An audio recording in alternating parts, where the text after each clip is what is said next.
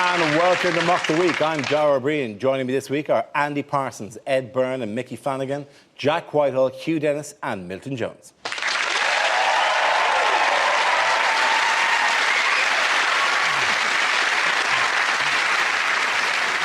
start with a round called Headliners. Here's a picture of the Communities and Local Government Secretary Eric Pickles with his boss. But what does PIBC stand for?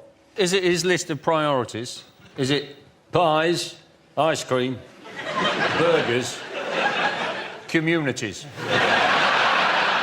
Is it perhaps pressure intense, belt collapsing? Or Pickles increases to bigger cup size?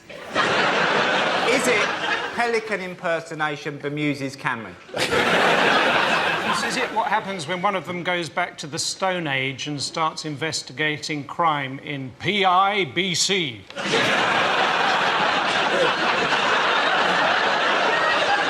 Is it just simply pig-ignorant, bloated conservative?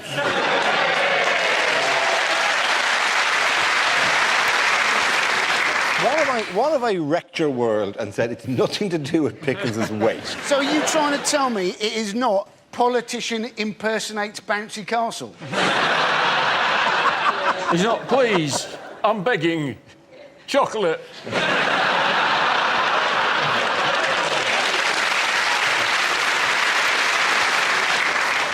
Is it Pickles in benefits controversy? Possibly. My Lord, absolutely right. Thank you very much, Hugh. Well done, very good. Yes, the answer I was looking for was Pickles in benefits controversy. This is the news that a letter leaked to the Observer from Community Secretary Eric Pickles' office warned that the government's planned changes to welfare policies could make up to 40,000 families homeless. This includes 20,000 due to the proposed £500 a week cap on benefits. It's difficult to take the man seriously, is it? You know, let's face it, Mr. Pickles is not the name of a government minister. It is the name of a cat. What's up, Mr. Pickles? What's up, Mr. Pickles? Do you want to make people homeless? Oh, Mr. Pickles. And thank you for the mouse, Mr. Pickles. That's the best gift you've ever had. So they're not... I mean, the fact is that he warned the government that there would be 40,000 more homeless and nobody did anything about it, because presumably in the worst-case scenario, they're thinking they could hollow out Eric Pickles and 40,000 people could live in there, so... It also said 40,000 people, the population of Swindon, will be left without their houses. And I thought, well, that doesn't sound that bad. Swindon's a shithole. Have you ever been to Swindon? Yeah, I went to school near Swindon. Obviously not in Swindon. I was in Marlborough Swindon, is very different from Swindon.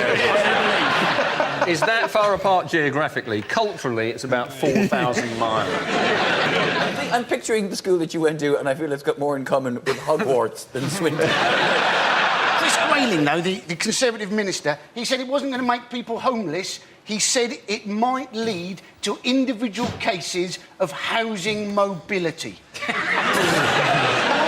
Conniving tosspot that man is. It was 6 weeks ago, wasn't it, the actual letter was sent? The email that was sent, that's when it was all happening. It's in January. But it was clever, because I reckon... my theory was that Cameron was trying to push through all those screw-you policies whilst the royal wedding was on, so that it would be distracted. Like, oh, yeah, go out, enjoy the royal wedding, have a street party, because you'll be sleeping on the street pretty soon. It's going to be really fun. Don't drive. Price of petrol's gone up to £17. Look at Pippa Middleton's arse. Shh. I don't think that the intersection between people who are benefit cheats and people who enjoyed street parties for the royal wedding, I think there's very few... I don't think Shameless held a royal wedding special. But I saw Benefit Cheat recently, right? I went to Glee Live at the O2, and you know the one in the wheelchair? He got up and danced halfway through. It was like a dream sequence. It's like, you can't do that. In other news, what... There is other news. What has Work and Pension Secretary Ian Duncan-Smith been calling for this week? He has said, Ian Duncan-Smith has called on British bosses to employ more British people. And the British bosses have said that they can't do that because foreign workers work much more efficiently and the British have lost their work ethic. And that's as much as I'm going to say, unless I'm on double time. And I get another tea break. Well, as a foreigner, I'll pick up the slack then, won't I?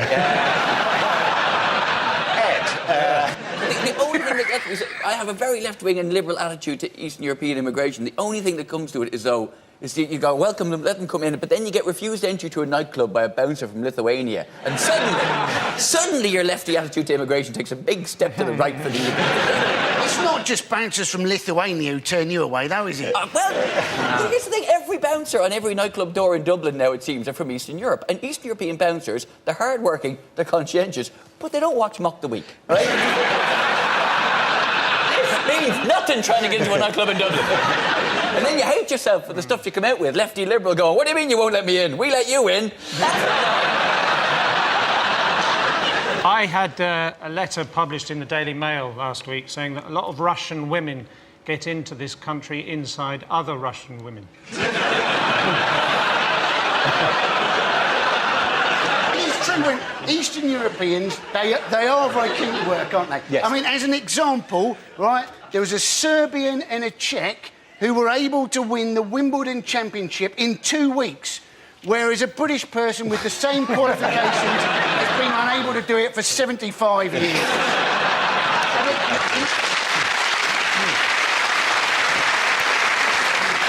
You don't mind having, like, efficient cherry pickers, but you don't want, like, an Eastern European traffic warden, do you? Like, I gave out 500 tickets this morning.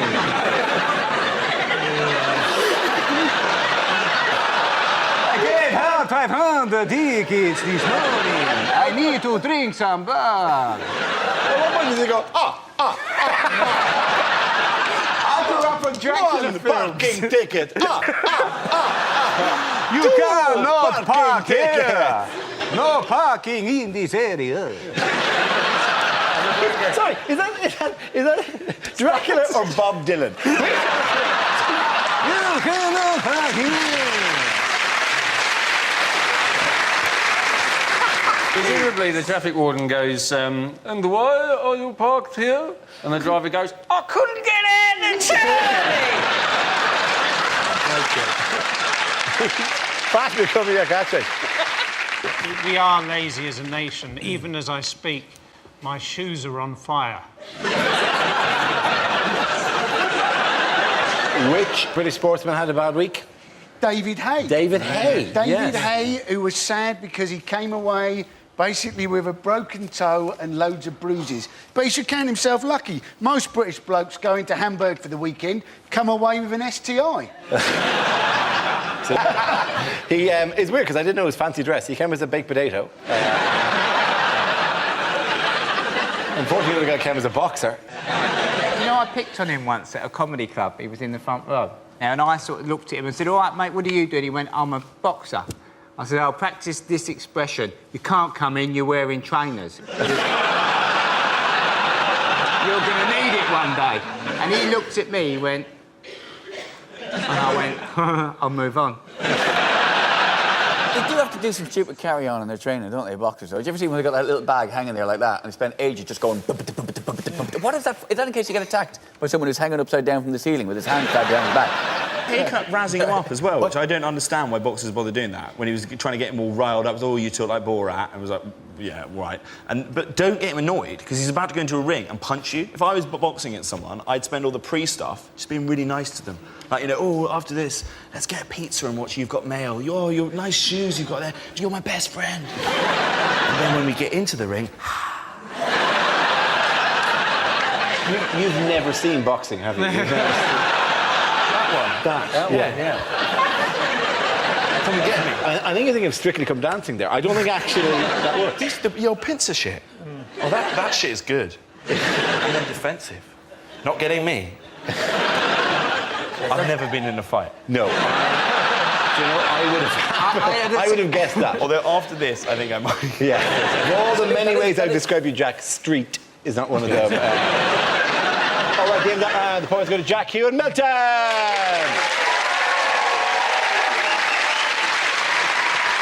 Now we play a round called JK Rolling in the Aisles. This game involves Andy, Milton and Mickey. See if you could make your way to the performance area, please. This round is a stand-up challenge. I launched a wheel of news, and wherever it chooses to stop, one of our performers must step forward and talk about that subject. The winner is whoever I think is the funniest. OK, here we go. The first subject is the Olympics. Who wants to come in that? Any persons? Now, I don't know how you got on with getting tickets for the Olympics. There are still tickets for the Greco-Roman wrestling. Yeah, whoopee-doo. There aren't so many Romans in Britain anymore, are there? And those Greeks can't afford the tickets. And we will have forever our first GB football team. Yeah, it'll be the first time that Ryan Giggs, Ashley Cole and John Terry have got together since the last Miss World contest. But if you haven't got any tickets, go and see the Olympic road race cycling, right? It's free, yeah?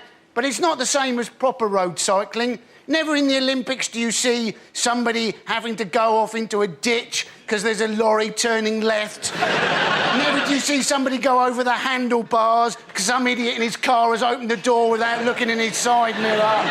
Never do you see somebody fall off their bike because a car has screamed past and somebody has whined down the window and shouted, "Boo!" Although that may happen when the Olympics come to Hackney in 2012. Thank you very much, Andy Parsons. OK, let's spin the wheel again. The subject is food. Who wants to talk about that? Milton.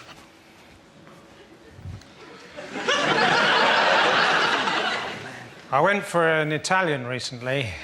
Well, he was annoying me. Incredible to think, isn't it, that every single Scotsman started off as a Scotch egg.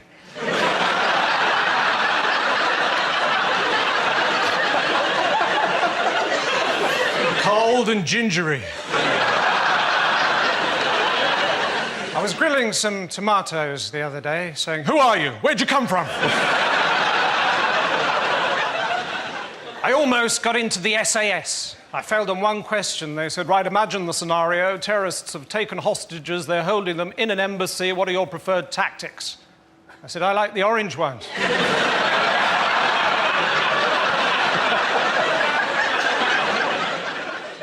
I was in the park the other day watching an old man feed the birds, and after a while I thought to myself, I wonder how long he's been dead.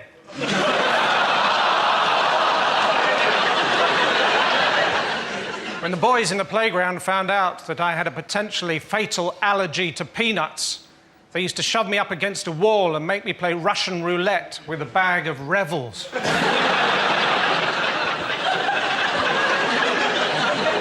That's all. Good night. That leaves us with Mickey. Let's see what you've been left with. Let's spin the wheel. The topic is culture.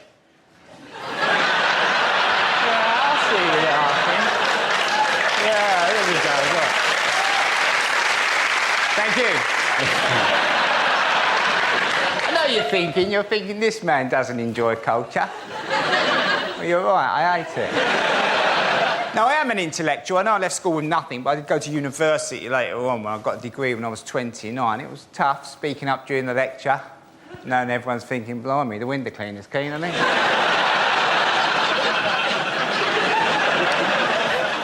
But when I came out, when I got the degree, I thought, that's it, I'll be interested in things now, when it's all going to be fine. So I thought I'll go back to the art galleries again. Went into the art gallery. I don't like art galleries. I'm never quite sure how long you're supposed to look at the pictures for. I should give you a bit of guidance, you know, because I can crack on in a gallery, I really can. 3 or 4 minutes, boss, that's not bad, that's not bad, that's not bad.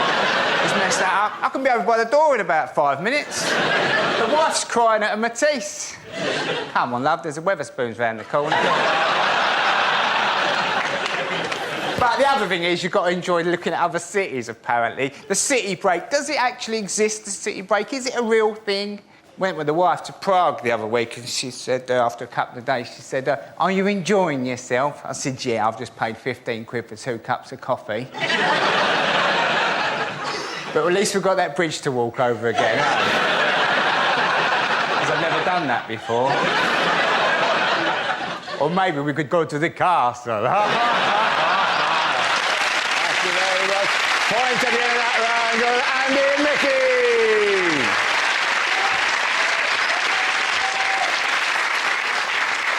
Our next round is called If This Is the Answer, What is the Question? On the board are 6 categories. Milton, which category would you like? Oh, sport, please. OK.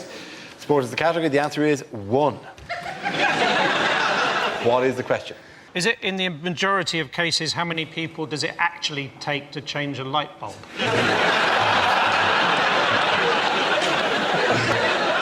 Is it what would I give Keira Knightley?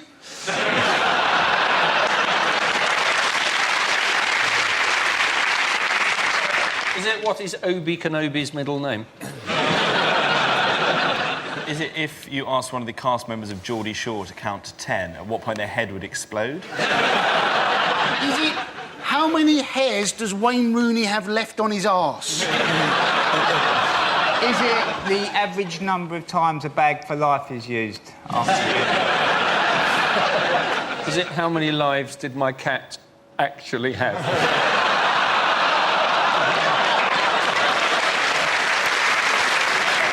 Is it what was Adam and Eve's postcode?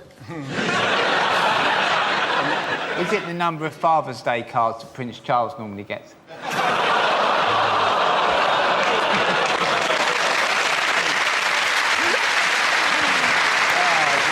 Is it what's on the back of the Queen's dressing gown? You're going to have to give us more. Sport?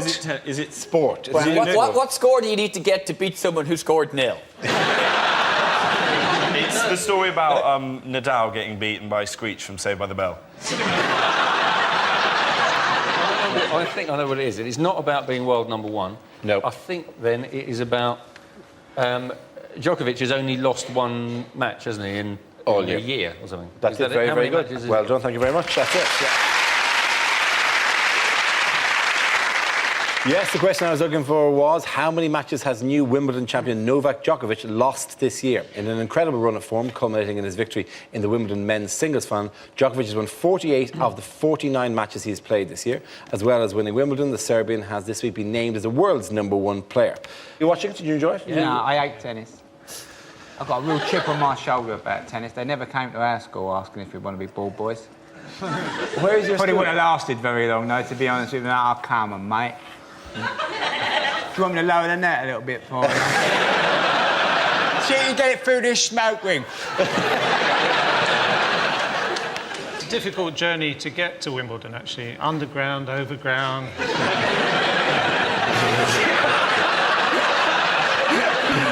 I get annoyed by the commentary team at Wimbledon because, like, Boris Becker can take his sort of criticism. He's won it 3 times. John McEnroe, that's fine. But Andrew Castle, every year, always pipes up. He's like, oh, Andy Murray's never going to win, or he's not going to win Wimbledon because he's not going to... Like, Andrew, what do you know? You went out once in, like, the 80s in the second round to a Latvian player who wasn't playing with a racket. Murray said, though, that he was inspired by Djokovic's victory. Yeah. And you're thinking, well, that's counterintuitive, isn't it? Because to me, it just meant that there was one more person that he's now unlikely to beat. It is nice seeing Murray on centre court, though, isn't it? Because it's nice just to see one Scotsman in London with a roof over his head. So the bit of technology I do like, though, is Hawkeye. Hawkeye is great, yeah. Hawkeye, to me, sounds like a kind of Native American chief. When they go, let's ask Hawkeye, you expect someone to go, that ball, big heap out. It soar like eagle through the sky and land with big cloud of dust like buffalo. Is that just me, then? What has been revealed this week about Sharapova? Her grunt is apparently louder than the traffic on the M25. Yes. But surely that's just because the traffic is very rarely moving on the M25. Yeah, they ran her on a chart, Sharapova. The noise she makes while hitting the ball and continues to do it is between a freight train and a pneumatic drill. That would be really good if you could tape that and just put about 50 of them together and just put it on in your bedroom really loud. The neighbours going, Christ, he's a bit near the mark next door. Isn't he?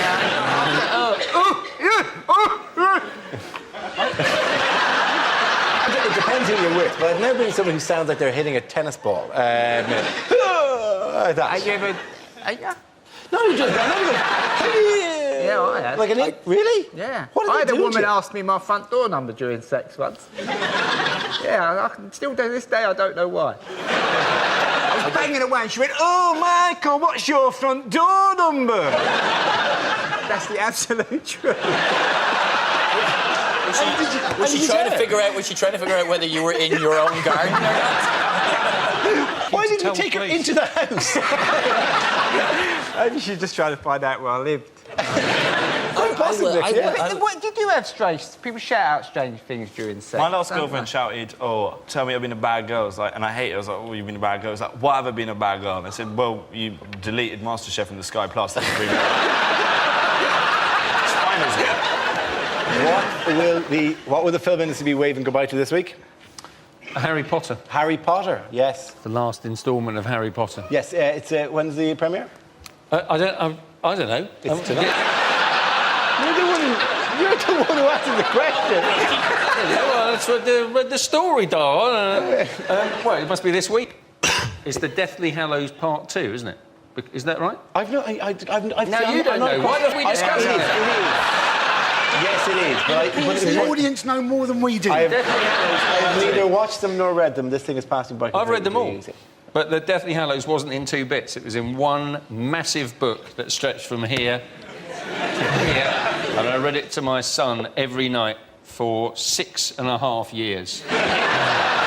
Is this because towards the end of her writing career, J.K. Rowling was so rich that no one was going to go, you could probably Yeah, kind edit of. that down. Oh, really? Here are £1 million for you to go away. Oh, okay. Also, the cast are incredibly rich as well. So Daniel Radcliffe supposedly is now worth £48 million he's got. But Yes. unfortunately, it's all in Gringotts, and now the films are over. You can't get in there anymore. I haven't actually read any of the books, although I watched the films with the subtitles on, so I've technically read them all.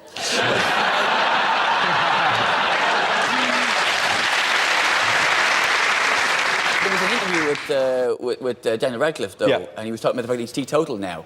And he started getting into the whole partying and drinking and all that when he was 18, and now he's already given all that up. And one of the things they asked him was, what advice would you give to yourself as a younger man? And he said, don't try too hard to pretend to be something you're not. Which is a very odd thing for an actor to say. You know, I mean, he's not a fucking wizard. You know? Daniel Radcliffe has £48 million apparently in the bank, but he has said it's not for fast cars and hookers.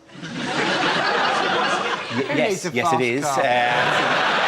What are you going to do? Start an institute? What are you going to do? Stop now as well. I want to see what the next stage is because they've had them at school. I want to see them now, like gap year. I want to see Harry Potter doing his UCAS because I know even though he did all that stuff, it still would have got screwed over by UCAS. I mean, oh yeah, you've defeated Slytherin, you've won the Quidditch Cup 4 times, but unfortunately you didn't do D of E, so you can't come to Birmingham Polytechnic. Everyone gets screwed over by it. There's some people that didn't get into their first choice universities. There's some truth. Yeah, he's speaking your truth, isn't he? No one here had a clue what he just said. Not a clue, right? DOE, Duke of Edinburgh Award, Oh, Duke where you of have to be Edinburgh, racist to someone. At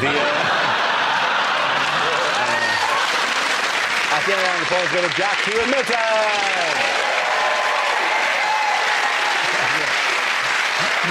Now we come to scenes we'd like to see. So if everyone can make their way to the performance area, please. I'll read out this week's topics and then we'll see what our panelists can come up with. OK, here we go. The first subject is unlikely questions from this year's exams. Discuss the metaphysical meaning of the following poem. My friend Billy has a 10-foot willy.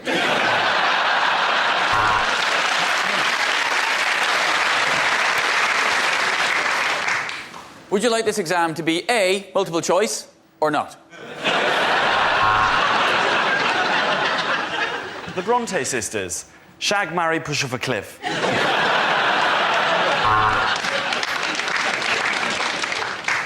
Discuss the following. The Nazis got all their ideas from the History Channel.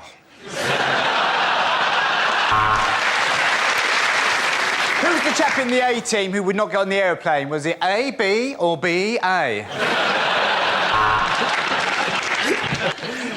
If a bank loses £60 billion in a 6-month period, using numbers that you've plucked out of thin air, work out what the chief executive's bonus will be.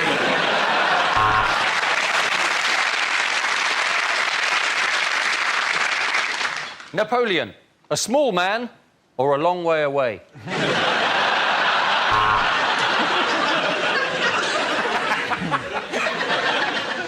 Quantify n in terms of q when q is a positive integer that dissects a parabolic curve. How's your lucky pencil case now?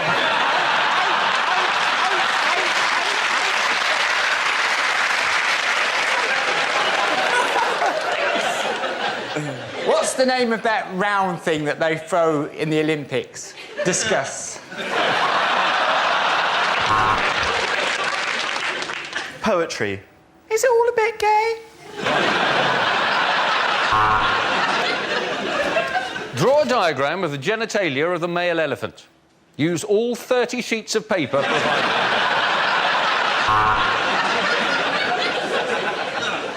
Biology. Without singing, what is the knee bone connected to?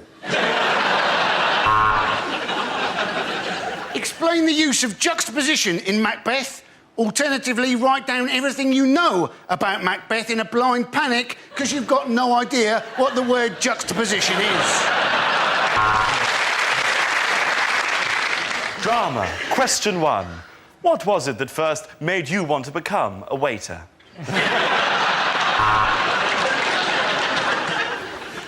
What is your PIN number? OK, the next topic is unlikely things to read on a motorway sign. For Middlesbrough, take the exit marked hell and then lose the will to live. Accident. You were one. Love, Mum and Dad.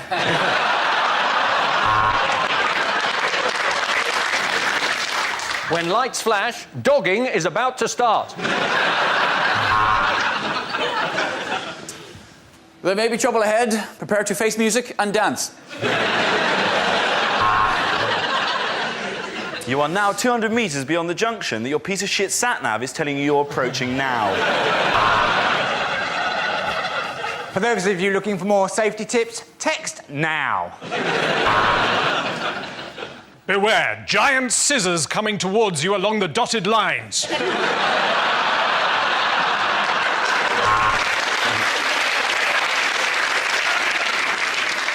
Turn on lights in tunnel. They're on the right, just above the entrance. Turn off the sat-nav. Use the force, Luke. The North, where the men are real men, and so are quite a lot of the women.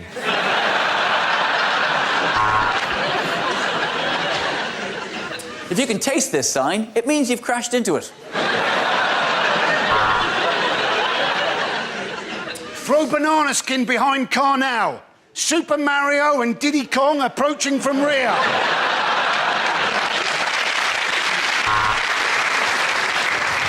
There was a young man from Preston who tried to drive to Heston. The sign wouldn't rhyme and he ploughed into the back of a juggernaut.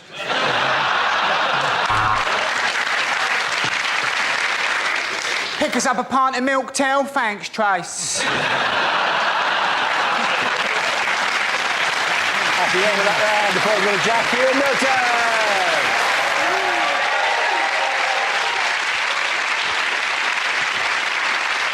And that's the end of the show. This week's winners are Jack Whitehall, Hugh Dennis and Milton Jones. Commiserations to Andy Parsons, Ed Byrne and Mickey Flanagan. Thank you for watching. I'm Darren Breen. Good night.